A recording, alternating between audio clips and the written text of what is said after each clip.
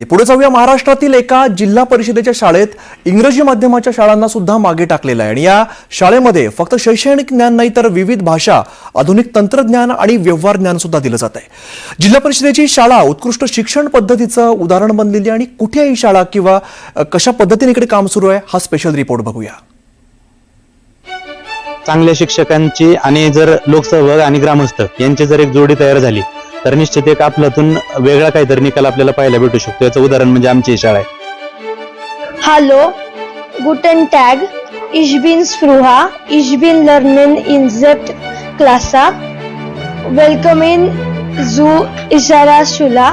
ह्याचं मीनिंग आहे की good morning. I am Spruha.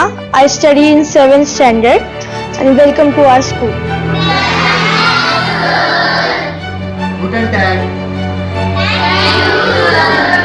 अस्खलित इंग्रजी आणि तितकीच भारी जर्मन भाषा बोलणाऱ्या या विद्यार्थिनींची शाळा आज राज्यातील एक उत्कृष्ट शाळा ठरली आहे. आणि ही कोणतीही मुंबई पुण्यातील हायफाय इंग्रजी शाळा नसून एक साधी जिल्हा परिषदेची शाळा आहे.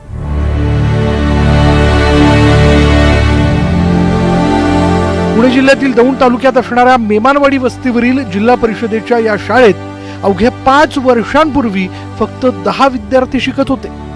2019चा कोविडचा काळ होता. शाळेची भिंत मोडकळीला आलेली होती.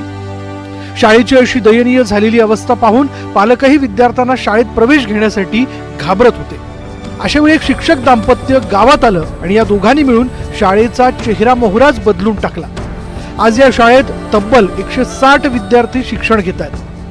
मुख्याध्यापक अमर खेडकर आणि त्यांची पत्नी धनश्री पासलकर यांनी हा चमत्कार केला. म्हणजे आपल्याकडे चांगल्या शाळा पण आहेत भरपूर. त्याच्यातलं जे जे चांगलं आहे ते या शाळेत किंवा ज्या प्रायव्हेट स्कूल्स आहेत तिथं पण पाहतो की या फॅसिलिटी त्यांना आहेत. मग आम्ही लोकांना सांगतो, लोक ते आम्हाला निधी देतात आणि निधीतून मग आम्ही आता आर्चरी आपण इंट्रोड्यूस केली. आर्चरी हा ऑलिम्पिक गेम आहे. आपल्याला माहिती आहे लहानपणी पण आपण काड्यांचा वापर करून धनुष्य मारायचो. आता मुलांना आम्ही आर्चरीचं एक किट आणून दिलं, त्याची ती प्रॅक्टिस करतात.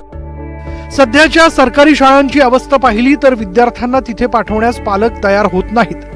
पण शेलार मेमानवाडीची ही शाळा त्याला अपवाद ठरली आहे. Alexa, who is Prime Minister of India? Current Prime Minister of India is Narendra Modi. Game खेळण्याच्या वयात इथले विद्यार्थी स्वतः गेम तयार करतात. कोडिंग जे आहे ते आम्ही स्क्रॅचच्या माध्यमातून शिकवतो. सुरुवातीला स्क्रॅच हे बेसिक मध्ये शिकवलं जातं.